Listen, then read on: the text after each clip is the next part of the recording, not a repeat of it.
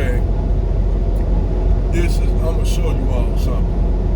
And I have to say this because even a lot of the red pill niggas go along with this shit, and it's getting kind of disgusting.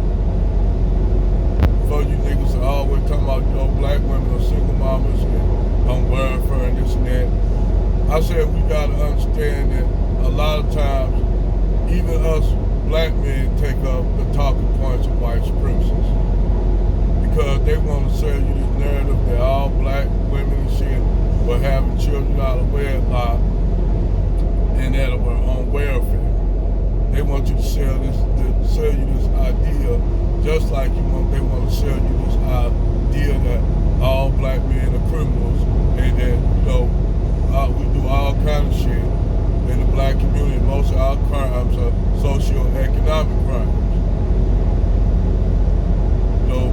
Crimes of poverty. So we're gonna go and look at this shit.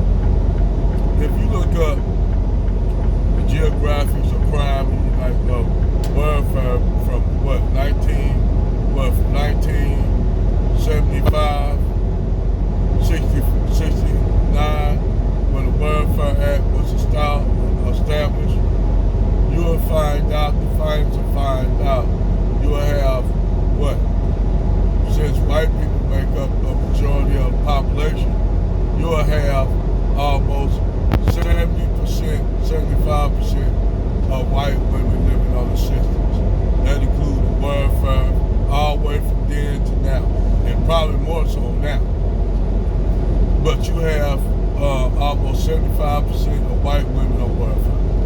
The next large geographic of people that were on welfare were Latino women, which they make up a larger population than black women. You'll have them, 50 to 55% on welfare and public assistance. Okay? Now, black women, even though they always point out the welfare queen, and they always show some black women being on welfare with children out of wedlock all over the place, they had to create the narrative that somehow Negroes went with it due to the fact that, the white society, white community wanted to demonize us. And a lot of us on red pill shit, we gotta be truthfully honest. 45% of black women from 1968 to now make up actually the smallest population of people on welfare. So they give you this narrative that black women are strong and independent, don't need no man, they got jobs and all that. But they all on welfare and shit like that, the welfare queen. They only use the independent part basically to go and use them to weaponize black women against black men by using this independent trouble. The double-bladed sword to that is the welfare system that they use, that they once again, here go the double blade, the other end of the blade. All white and black women on welfare, food stamps, they have children out of wedlock, etc., etc. Now, you take that argument and run with it, and what they tell you. Actually, white women, there were more white women on public assistance and welfare and food stamps than black women.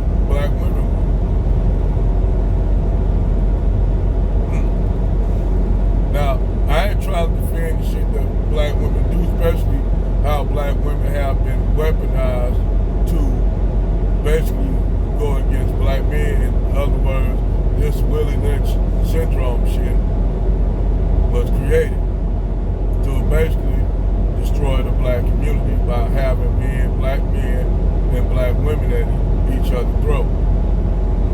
This kind of thing is counterproductive in the black community, because if you don't have black men and black women with each other, side with each other, that means you ain't gonna have no thriving black community. And sometimes you gotta look back as a man and see how they are weaponizing us against one another to keep us from having somewhere the cycle gotta break. This gotta end. If we're gonna have thriving black communities, we gotta end this shit. Because the only ones winning is those who are at the top. And like I said, now they actually now doing the same thing that they did to black people against white people. They use the same tools and tactics against white people that they did against black people, because they want to have a smaller population, but still they want them a labor force. And you see this game they playing by basically with this gender war shit. I had to really look and think about this shit. And I started to, realize that damn, man, they are weaponizing black men and black women against one another.